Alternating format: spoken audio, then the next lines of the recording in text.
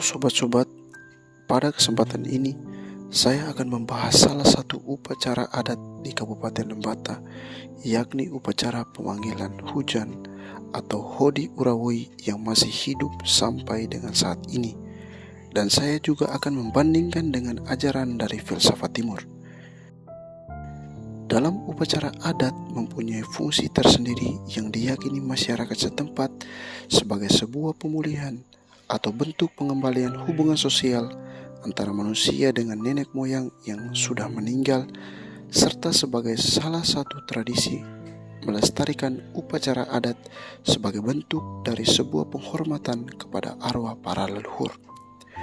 Penciptaan ritual-ritual adat oleh leluhur sesungguhnya dilandaskan pada satu falsafah hidup, yakni harmonisasi.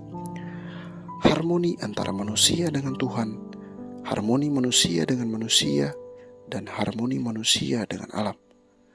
Masyarakat harus menjalin hubungan yang baik dengan Tuhan agar dapat memperoleh keselarasan dengan alam semesta. Upacara pemanggilan hujan atau Hodi Urawoi pada tahap ini akan dilakukan ritual di mana atamolan atau dukun yang memiliki karisma khusus melakukan ritual untuk mengundang para leluhur dan memberikan sesajian untuk arwah dan leluhur. Menurut kepercayaan nenek moyang dan masyarakat desa Oe Kolontobo bahwa di setiap seluruh rangkaian acara adat dimanapun tempat dan waktunya, maka kita harus melibatkan ataupun mengikut sertakan nenek moyang atau para leluhur, karena dipercaya dengan kehadiran nenek moyang, semua rangkaian kegiatan upacara ritual dapat berjalan sesuai harapan, rencana, dan mendapat perlindungan dari leluhur. Perlindungan yang dimaksud adalah agar pelaksanaan ritual Hodi Urawoi terhindar dari segala macam bahaya.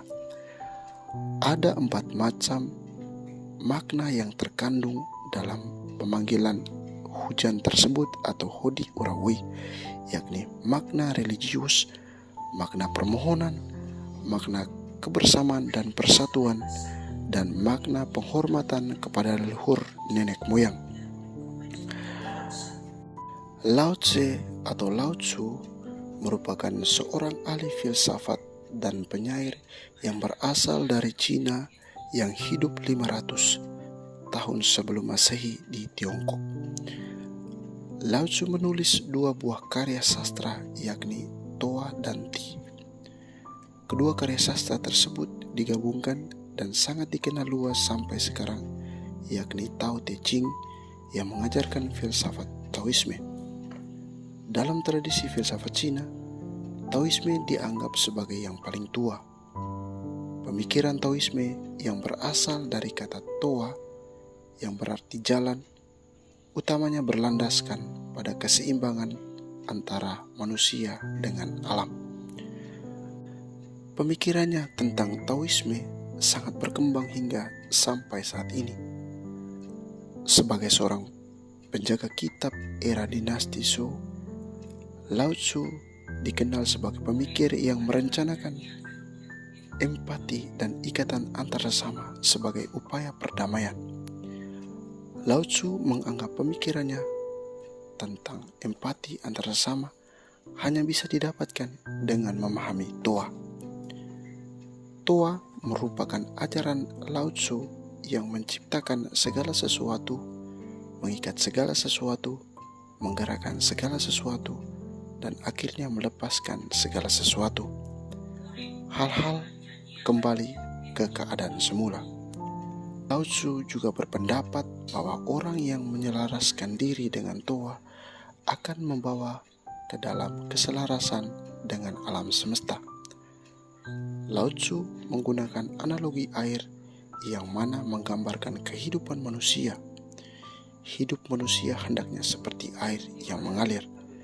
Manusia harus membiarkan diri untuk mengikuti arus, jangan melawan arus, karena jika manusia melawan arus, maka manusia akan binasa. Dalam upacara Hodi Urawoi, ada tujuan yang paling mendasar, yakni membangun keharmonisan antara manusia dengan Tuhan, manusia dengan manusia, dan manusia dengan alam.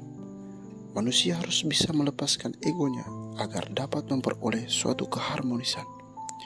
Sedangkan di dalam ajaran Taoisme, Lao Tzu berpendapat bahwa manusia yang menyelaraskan diri dengan Toa atau Tuhan akan membawa ke dalam keadaan keselarasan dengan alam semesta.